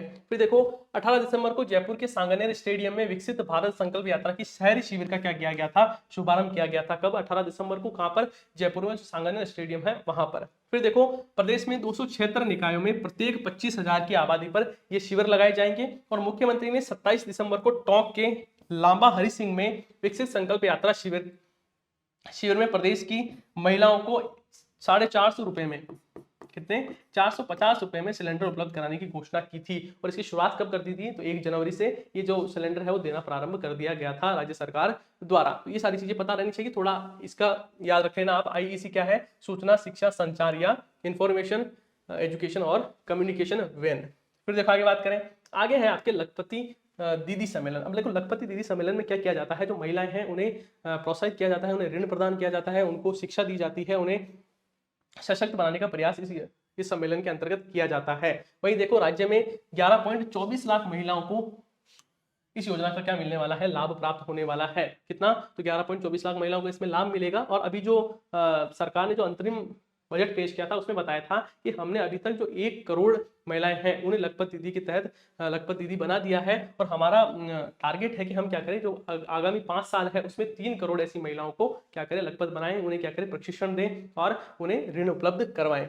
फिर देखो क्या लिखा हुआ है कि 22 दिसंबर 2023 को राष्ट्रपति श्रीमती द्रौपदी मुर्मू और राज्यपाल श्री कलराज मिश्र की उपस्थिति में जैसलमेर के शहीद पूनम सिंह स्टेडियम में क्या किया गया था, लखपत दीदी समारोह किया गया था। और हाल ही में मतलब 14 फरवरी को भी इसका आयोजन किया गया है, जिसमें अपने राष्ट्रपति जो है द्रौपदी मुर्मू जी वो पधारे थे। और ये प्रोग्राम है वो कहां पर किया गया था, तो ये किया गया था आपके बेणेश्वर धाम डूंगरपुर में। तो ये थोड़ा सा याद रखें ना, अभी हुआ है ये कार्यक्रम आपकी 14 फरवरी 2024 को। कहां पर, तो बेणेश्वर धाम जो आपके डूंगरपुर में है वहां पर ये कार्यक्रम भी, इसका आयोजन किया गया था। तो हो सकता है यहाँ से आपसे क्वेश्चन पूछा जाए। तो लखपत दीदी सम्मेलन के बारे में भी आपको पता रहना चाहिए। 11.24 लाख महिलाओं को क्या किया जाएगा, इसमें इस योजना का लाभ प्राप्त होगा। फिर देखो आगे बात करें, आगे देखो है सबसे महत्वपूर्ण, जिसको योजना का नाम है आपकी पीएम विश्वकर्मा योजना। पीएम विश्वकर्मा योजना की बात करो तो इसकी शुरुआत कब हुई थी, तो 17 सितंबर 2023 को इसकी शुरुआत हुई थी। कब, 17 सितंबर 2023 को इसकी शुरुआत हुई थी। और इसमें मैं बात करूं तो इसमें टोटल जो 18 ऐसे व्यवसाय है उसको शामिल किया गया है। कौन कौन से 18 व्यवसाय है, तो जिसमें देखो आपके बढ़ई, लोहार, सुनार, कुमार, मूर्तिकार, चर्मकार, धोबी है आपके, ऐसे आदि। मतलब देखो यहाँ पर सारी चीजें लिखी है। ये जो पीडीएफ है वो हमारा जो टेलीग्राम चैनल है क्वालिटी एजुकेशन आरएस, वहां पर आपको ये पीडीएफ मिल जाएगी। उस पीडीएफ से आप चीजों को क्या कर सकते हैं, रिवाइज कर सकते हो, चीजों को वापस अच्छे से देख सकते हो। तो देखो इसमें मैं आपको बता देता हूँ, यहाँ पर देखो सुनार, नाव निर्माता, अस्त्रकार, दर्जी, मालाकार, आपके राजमिस्त्री, सुनार, कुमार, जूते बनाने वाला, मतलब ऐसे टोटल 18 जो पारंपरिक व्यवसाय है उन्हें प्रोत्साहित करने के लिए ये योजना चलाई गई है। इससे क्या है कि आपने देखा होगा जो पारंपरिक चीजें हैं, जो पारंपरिक व्यवसाय है वो धीरे धीरे कहीं ना कहीं बंद होता जा रहा है। लोगों के पास क्या है, उतने तो उनको पैसा नहीं मिल रहा है, उसकी वजह से इसमें बहुत ज्यादा क्या आ रही है, कमी आ रही है। इसलिए सरकार द्वारा ये योजना चलाई जा रही है। इस योजना के अंतर्गत क्या किया जाएगा, तो एक पहचान पत्र प्रदान किया जाएगा, उसके साथ में ही इन्हें मतलब स्किल के लिए क्या दिया जाएगा, 500 रुपए प्रतिदिन दिए जाएंगे। मतलब ये क्या करें, अपने स्किल में सुधार करें, इसके लिए इन्हें 500 रुपए प्रतिदिन की राशि दी जाएगी। और जिससे क्या कर सकते हैं, ये अपने जो कौशल है उसमें और अच्छी गुणवत्ता ला सकते हैं। साथ ही देखो इनको सबसे इंपॉर्टेंट चीज आपको जो याद रखनी है, इन्हें 15,000 रुपए दिए जाएंगे। कितने, 15,000 रुपए दिए जाएंगे। किसके लिए, टूल किट के लिए। किस योजना के अंतर्गत, तो पीएम विश्वकर्मा योजना है। इसके अंतर्गत क्या किया जाएगा कि जो जितने भी जो शिल्पकार हैं उन्हें 15,000 रुपए उपलब्ध करवाए जाएंगे। किसके लिए, कि वो क्या कर सकें, जो अपना टूल किट है वो खरीद सकें। साथ ही देखो इसके तहत क्या किया जाएगा कि 3 लाख रुपए की ऋण दिया जाएगा। कितना? 3 लाख रुपए का ऋण दिया जाएगा। और ये 3 लाख रुपए का ऋण भी किस प्रकार दिया जाएगा कि इसमें पहले तो क्या किया जाएगा, इसमें 1 लाख रुपए की पहली किस्त होगी और 2 लाख रुपए की दूसरी किस्त होगी, और इसमें 5% क्या होगा, ब्याज दर के हिसाब से ये ऋण दिया जाएगा। ये भी याद रखना है। साथ ही इसका टोटल बजट कितना है, तो 13,000 करोड़ रुपए क्या है इसका बजट है, तो ये भी आपको ध्यान रखना है। तो देखो क्या क्या चीजें हमें समझ में आई। पीएम विश्वकर्मा योजना की बात करूं तो पहली चीज हमें ये समझनी है इसकी शुरुआत कब की गई है। तो जो इसकी शुरुआत है वो विश्वकर्मा पूजन के अवसर पर 17 सितंबर 2023 को इसकी शुरुआत की गई है। दूसरी बात आती है कि इसमें क्या क्या दिया जाएगा, तो इसमें देखो इसमें 15,000 रुपए दिए जाएंगे टूल किट खरीदने के हेतु। और साथ ही बात करें कितने व्यवसाय को शामिल किया गया है, तो इसमें टोटल 18 जो पारंपरिक व्यवसाय है उनको इसमें शामिल किया गया है। नाम आप नहीं भी याद रखोगे तो काम चल जाएगा, आपको बस इतना याद रखना है कितने व्यवसाय है, 18 प्रकार के जो व्यवसाय है उनको इसमें शामिल किया गया है। शुरुआत कब हुई, 17 सितंबर को। दूसरी बात किसमें ऋण कितना दिया जाएगा, 3 लाख रुपए का दिया जाएगा। पहली किस्त में 1 लाख रुपए, दूसरी किस्त में कितने, 2 लाख रुपए। ब्याज दर क्या रहेगी, तो 5% की ब्याज दर रहने वाली है। दूसरी बात 15,000 रुपए टूल किट के हिसाब से दिए जाएंगे और 500 रुपए प्रतिदिन स्टाइपेंड इसे प्राप्त किया जाएगा। किसके लिए, अपने स्किल में सुधार करने के लिए। फिर देखो आगे बात करें, अब हम बात करते हैं बाह्य सहायतित परियोजनाओं के बारे में। देखो राज्य में बाह्य संस्थाओं के सहयोग से वित्तीय वर्ष 2022-23 की मैं बात करूं तो कितनी 10 परियोजनाएं क्रियान्वित की जा रही है। कितनी 10 परियोजनाएं ऐसी है जो क्या है, बाह्य सहायतित है और राजस्थान में क्रियान्वित की जा रही है। तो ये 10 योजनाओं के बारे में आपको इतना तो जरूर पता रहना चाहिए कि जो योजना है वो किसके सहयोग से चलाई जा रही है। तो देखो इसमें लिखें तो इसे प्रमुख संस्थान जिनके सहयोग से सिंचाई, जलापूर्ति, वानिकी, सड़क, शहरी विकास, आधारभूत संरचना एवं ऊर्जा आदि में वित्तीय सहायता प्रदान की जा रही है। मतलब ये ऐसे सेक्टर है, इन सेक्टर में क्या की जा रही है, बाह्य सहायतित परियोजनाएं है वो चलाई जा रही है। अब देखो एक एक करके हम बात करें इन योजनाओं के बारे में। तो सबसे पहले आती है राजस्थान शहरी क्षेत्र विकास कार्यक्रम। राजस्थान शहरी क्षेत्र विकास कार्यक्रम है, ये किसके द्वारा सहयोग से चलाया जा रहा है। देखो अक्सर जो क्वेश्चन पूछा जाता है वो ये पूछा जाता है कि ये जो योजना है वो किसके सहयोग से चलाई जा रही है। मान लो हमसे ये पूछ लिया कि राजस्थान शहरी विकास कार्यक्रम है ये किसके सहयोग से चलाया जा रहा है, तो राइट ऑप्शन क्या होगा, आपके एशियन विकास बैंक एडीबी के सहयोग से चलाई जा रही है। तो देखो इसमें क्या याद रखना है आपको कि शहरी विकास क्षेत्र की बात करें कि शहरी क्षेत्र में विकास कार्यक्रम है वो किसके द्वारा चलाया जा रहा है, तो वो एडीबी के द्वारा चलाया जा रहा है। फिर देखो कितने शहर है इसमें, तो 5 शहरों में ये योजना चलाई जा रही है। कौन कौन से शहर है, तो टोंक, श्री गंगानगर, झुंझुनू, पाली और भीलवाड़ा। तो ये 5 जो शहर है उनमें ये योजना चलाई जा रही है। नाम क्या है, राजस्थान शहरी क्षेत्र विकास कार्यक्रम। क्या नाम है, राजस्थान शहरी क्षेत्र विकास कार्यक्रम। देखो ये 10 इंपोर्टेंट है, याद करने में थोड़ी सी समस्या आती है तो आपको क्या करना है, मेरे साथ साथ बोलते हुए चीजों को याद करना है। देखो क्या लिखा हुआ है, राजस्थान शहरी क्षेत्र विकास कार्यक्रम की बात करूं किसके द्वारा चलाई जा रही है, तो आपके एडीबी के द्वारा चलाई जा रही है। कितने शहर है, तो 5 शहरों में चलाई जा रही है। कहां पर, तो टोंक, श्री गंगानगर, झुंझुनू, पाली और भीलवाड़ा में चलाई जा रही है। फिर देखो नेक्स्ट है राजस्थान मध्यम नगरीय क्षेत्र विकास परियोजना।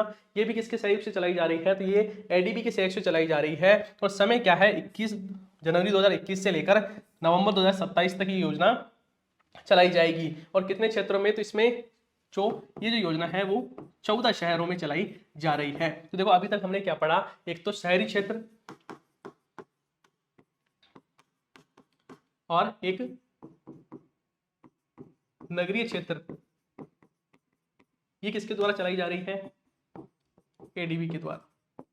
क्या याद रखना है, जब बात आए कि शहरी क्षेत्र में विकास और एक क्या है नगरीय क्षेत्र में विकास, किसके द्वारा, एडीबी। में साथ बोलो कि एक तो शहरी क्षेत्र में विकास, शहरी क्षेत्र में विकास और नगरीय क्षेत्र में विकास किसके द्वारा चलाई जा रही है, एडीबी के सहयोग से। फिर देखो दूसरी बात आती है कि राजस्थान राज्य राजमार्ग निवेश कार्यक्रम परियोजना 1, ये भी किसके द्वारा चलाई जा रही है, तो ये एडीबी के द्वारा चलाई जा रही है।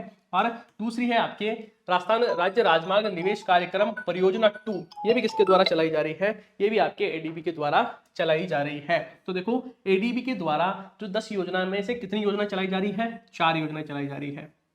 अच्छे से याद करना है, एग्जाम में क्वेश्चन पूछा जा सकता है। तो देखो इन 10 योजनाओं में से एडीबी द्वारा कितनी चलाई जा रही है, 4 योजनाएं सबसे ज्यादा मैक्सिमम एडीबी द्वारा ही चलाई जा रही है। कौन कौन सी योजनाएं हैं, तो देखो सबसे पहले हमने पढ़ा था कौन सी, यहाँ पर आपके शहरी क्षेत्र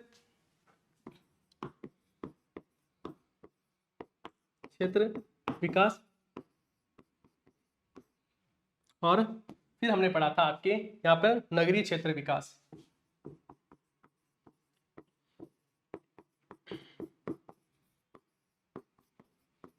फिर हमने यहां पर पढ़ा है देखो राजमार्ग निवेश कार्यक्रम,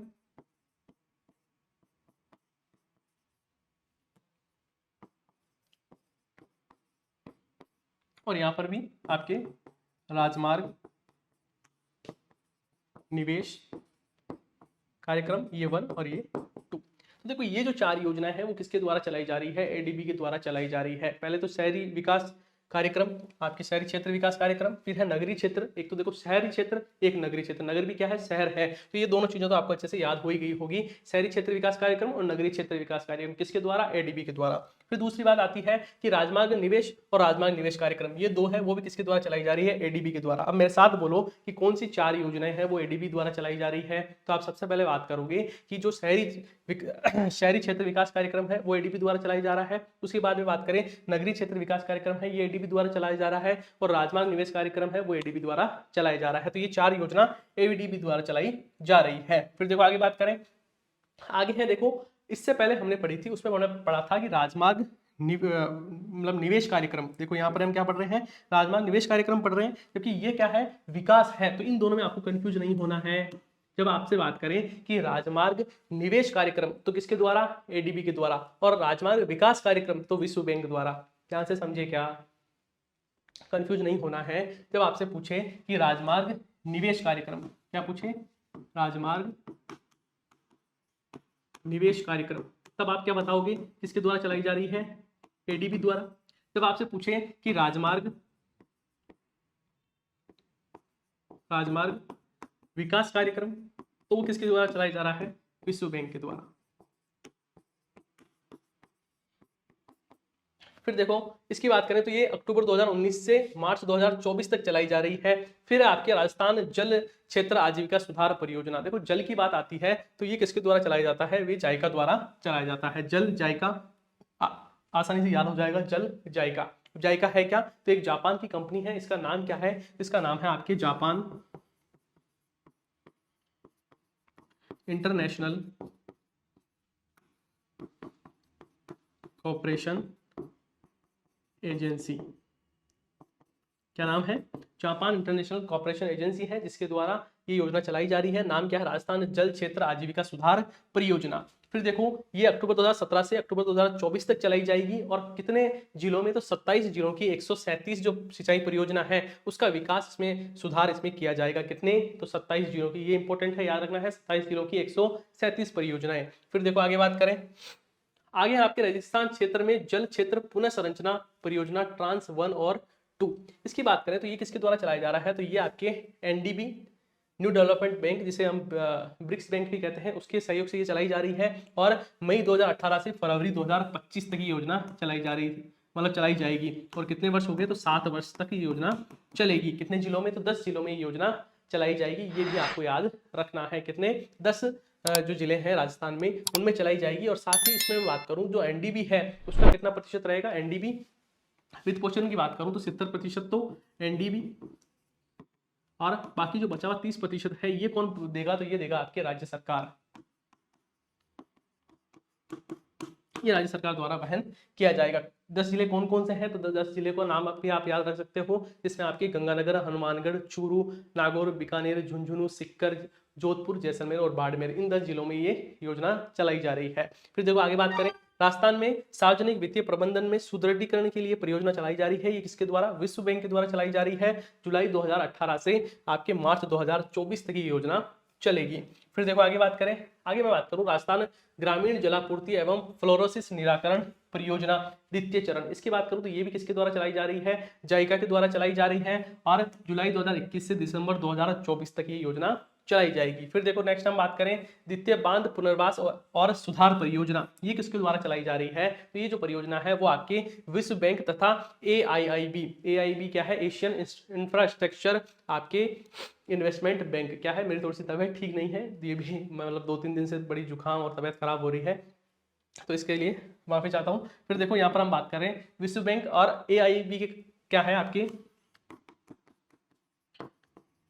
एशियन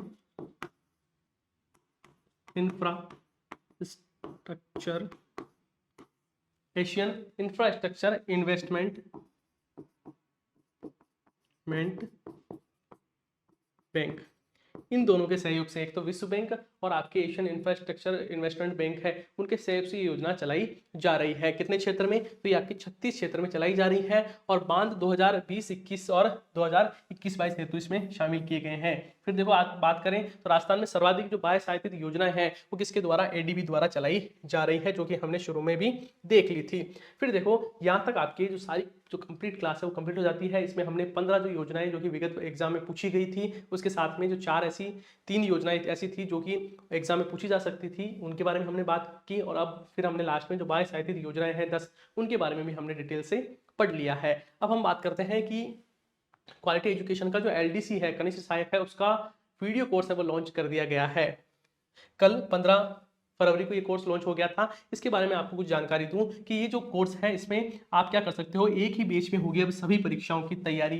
अब देखो सभी परीक्षाएं कौन कौन सी इसमें शामिल की गई है उसके बारे में बात करूं आपके सामने, तो देखो एलडीसी वीडियो कोर्स के साथ ही आगामी लॉन्च होने वाले पटवार वीडियो और सीईटी वीडियो कोर्स व टेस्ट सीरीज भी पूर्णतः निःशुल्क है। इसका मतलब क्या है? यदि आप 2999 में ये कोर्स खरीदते हो तो इसमें आपको एलडीसी का वीडियो कोर्स भी मिलेगा, साथ ही इसमें आपके देखो जो वीडियो का कोर्स होगा जो कि अभी लॉन्च नहीं हुआ है, जैसे ही वीडियो की वैकेंसी आएगी वैसे ही हमारा जो ऑनलाइन वीडियो कोर्स लॉन्च होगा वो आपको इसमें ऐड कर दिया जाएगा। उसके साथ ही आपके देखो पटवारी का भी इसमें ऐड कर दिया जाएगा और जो सीईटी का वीडियो कोर्स है ये सारे वीडियो कोर्स इसमें ऐड कर दिए जाएंगे और इसकी जो टेस्ट सीरीज है वो भी आपको निःशुल्क उपलब्ध होगी।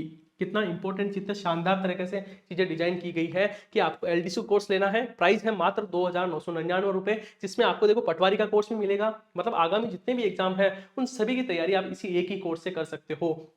इसमें आपको पटवारी का कोर्स मिलेगा, वीडियो का कोर्स मिलेगा, सीईटी का आपको ऑनलाइन वीडियो कोर्स मिलेगा, साथ ही इन सभी की आपको टेस्ट सीरीज भी मिलेगी। उसके साथ ही देखो जो छात्रावास अधीक्षक की तैयारी हेतु कंप्यूटर विषय इसी कोर्स में के साथ निःशुल्क मिलेगा, क्योंकि आपको पता है कि जो छात्रावास अधीक्षक है उसमें कंप्यूटर पूछा जाता है, तो इसमें आपके कंप्यूटर की जो सारी क्लासेस है वो भी इसमें निःशुल्क ऐड कर दी जाएगी। साथ ही आपको टॉपिक वाइज जो एमसीक्यू क्लासेस में मिलने वाली है, प्रिंटेबल नोट्स भी होंगे जिनसे आप नोट्स क्या कर सकते हो, प्रिंट कर सकते हो, और जो पैनल पीडीएफ है वो तो आपको मिलेगी ही मिलेगी। साथ ही जो सारी टीम है वो बहुत ज्यादा विशेषज्ञ है, सभी अनुभवी टीम के साथ ये कोर्स आपके सामने लॉन्च किया जाएगा। मतलब कोर्स लॉन्च कर दिया गया है तो आप इसको क्या कर सकते हैं, खरीद सकते हैं। लेकिन एक चीज ध्यान रखनी है, ऑफर आपको 29 फरवरी तक ही उपलब्ध रहेगा। 29 फरवरी बाद में इसकी प्राइस बढ़ जाएगी, तो आप जल्दी से ये कोर्स खरीद लें। साथ ही देखो मैं बात करूं टेस्ट सीरीज की, आपको पता ही है क्वालिटी एजुकेशन की टेस्ट सीरीज राजस्थान की सबसे टेस्ट सीरीज में गिनी जाती है। और इसकी बात करूं तो कनिष्ठ सहायक एलडीसी की जो टेस्ट सीरीज है वो लॉन्च कर दी गई है।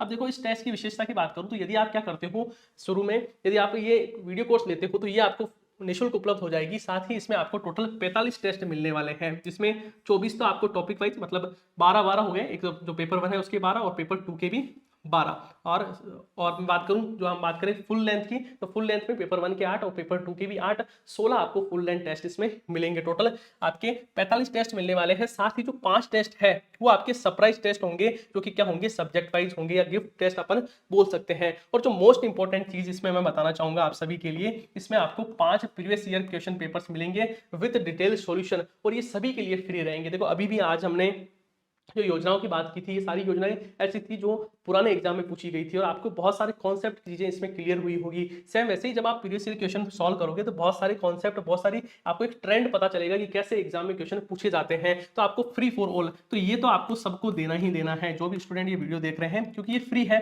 इसमें आपको किसी प्रकार का कोई चार्ज लग नहीं रहा। और इसमें 5 साल के पुराने जितने भी पेपर है उसका विद डिटेल सॉल्यूशन आपको ये सारे प्रोवाइड करवाए जा रहे हैं, तो इनको तो आपको अटेंड करना ही करना है। और इसकी प्राइस के बारे में बात करूं तो ये आपके मात्र कितने पड़ने वाले हैं, 349 रुपए की आपको टेस्ट सीरीज मिलने वाली है। बहुत ही कम मैं बात करूं बिल्कुल मिनिमम प्राइस है ये, इसमें आपको ये सारी चीजें मिलने वाली है। तो आप जल्द से जल्द क्या कर सकते हैं, ये जो टेस्ट सीरीज और वीडियो कोर्स ले सकते हैं। साथ ही मैं आपको बताऊं कि यदि आपको इस वीडियो के बारे में बताना है कि वीडियो आपको कैसी लगी, यदि वीडियो अच्छी लग रही है तो आपको क्या करना है, अपने फ्रेंड्स के साथ शेयर करना है, कमेंट करना है। साथ ही मुझे आप ये भी बता सकते हो कि आप जो नेक्स्ट वीडियो आप किस पे चाहते हो, आप ये चाहते हो कि भाई इस टॉपिक पर सर एनालिसिस करके बताइए कि पिछले एग्जाम में कौन कौन से क्वेश्चन पूछे गए हैं, वो क्वेश्चन क्या वीडियो ला सकते हैं। तो ऐसे सजेशन आप कमेंट बॉक्स में दे सकते हो। इस वीडियो के बारे में भी आप बता सकते हो कि वीडियो कैसी लगी है आपको। यदि वीडियो पसंद आई है तो वीडियो को लाइक करें और चैनल को सब्सक्राइब करें। धन्यवाद।